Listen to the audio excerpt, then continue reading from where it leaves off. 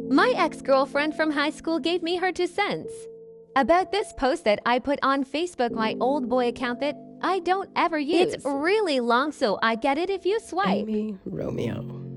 Pardon the scratchy voice, I'm a little sick, under the weather, whatever, but I expect to be better soon.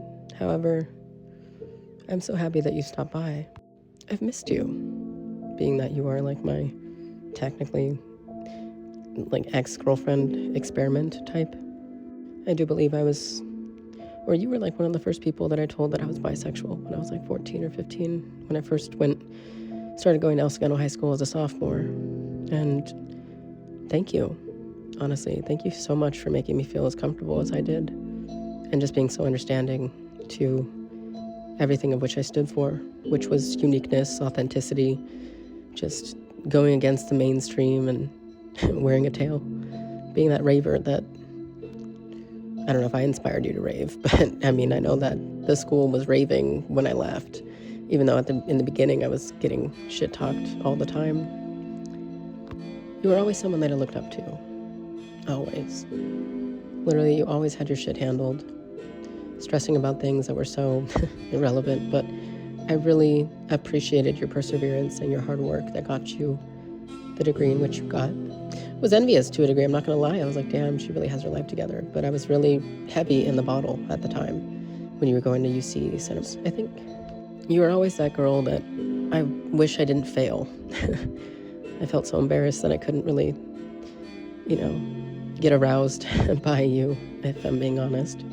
I felt really embarrassed and shy about that. I felt ashamed of what I liked and what I, them, I guess, which back then was bisexual or gay.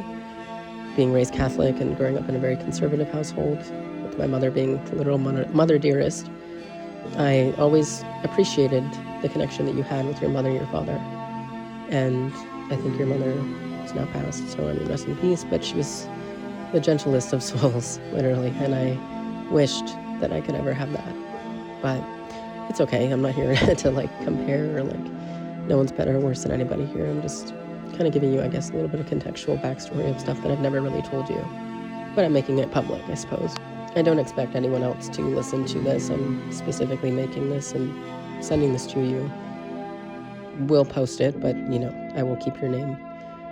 Oh, well, you know what? I just said it out loud, so fuck it. However, I always knew you were a lesbian regardless. It's kind of funny how that ended up being your path and mine strictly dickly. Now, while I understand your argument when it comes to Trump, I would hope that you would have some sense of level-headedness and maturity, the kind of thought process or perspective and, again, equal sort of opportunity, I guess, mindset that, I would be surprised if you actually deleted me. I haven't even checked. It just sounds like you did, but I would hope not, because you are an amazing individual and I wish nothing but the best for you. But as much as you are entitled to your own opinion, and again, I will fight for your right to disagree with me. That's fine. I love that. Please disagree with me, if anything. That's what this country was built off of, It's just the right for people to have their own opinions, as long as they're not, killing people or harming people in that regard. But quite frankly, Trump is kind of just reacting to something that, unfortunately has been an ideology that really is toxic to children. And despite what people like to say, puberty blockers, if used in a long-term process, can cause infertility, and that is something that I don't agree with.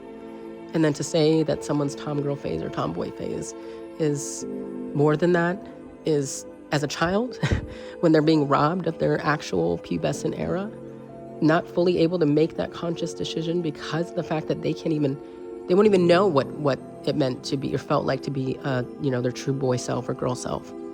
And that I don't agree with, given the fact that I literally transitioned at 23, more conscientious, more having the wherewithal and mindset and just, I guess, maturity to a degree, because I was still drinking, to make that decision, even though, again, it wasn't something that I did for myself in the beginning. which is why I call my transition a trauma response that was catalyzed by my ex-husband. And if you remember, I went to Australia to go get married to some guy that I met online for 2 years on Facebook, no thanks to a fan club that I had for these stupid-ass music dance videos that I was making on YouTube back in the Wild Wild West era of YouTube.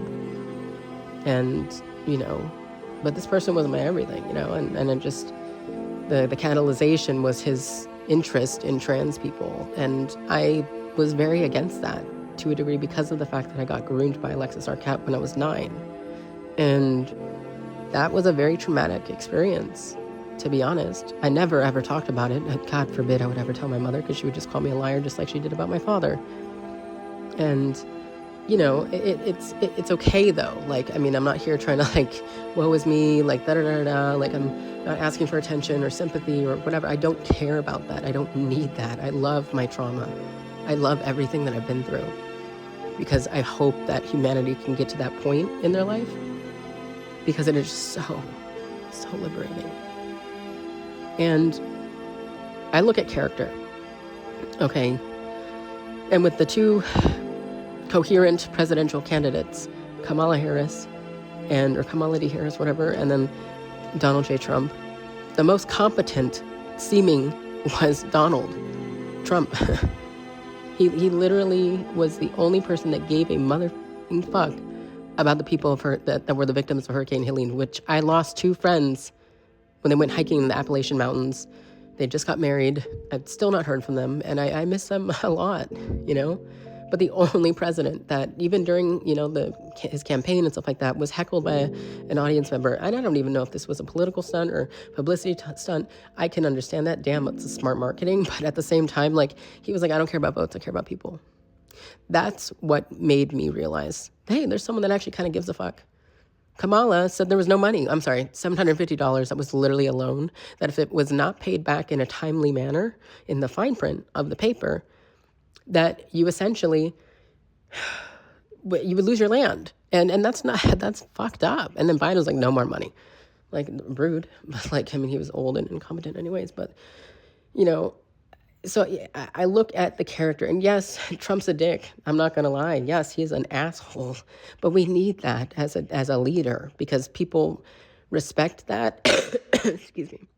Sorry, you're a pharmacist. Could you prescribe me something? No, actually, you can't even prescribe something, but excuse me. I have the flu or something, which is why my voice is so raspy. But, that just, I look at, like I said, character. And Trump isn't perfect. Don't get me wrong. There are things that I'm going to be posting soon of things that I don't agree with, of that stuff that he said.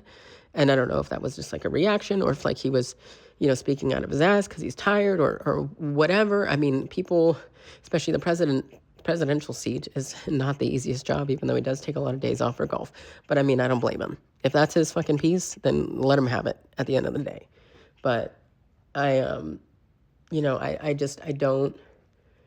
the passport thing and gender marker, girl, I literally wasn't allowed, or I was refused my female gender marker last year when I went to, renew my driver's license.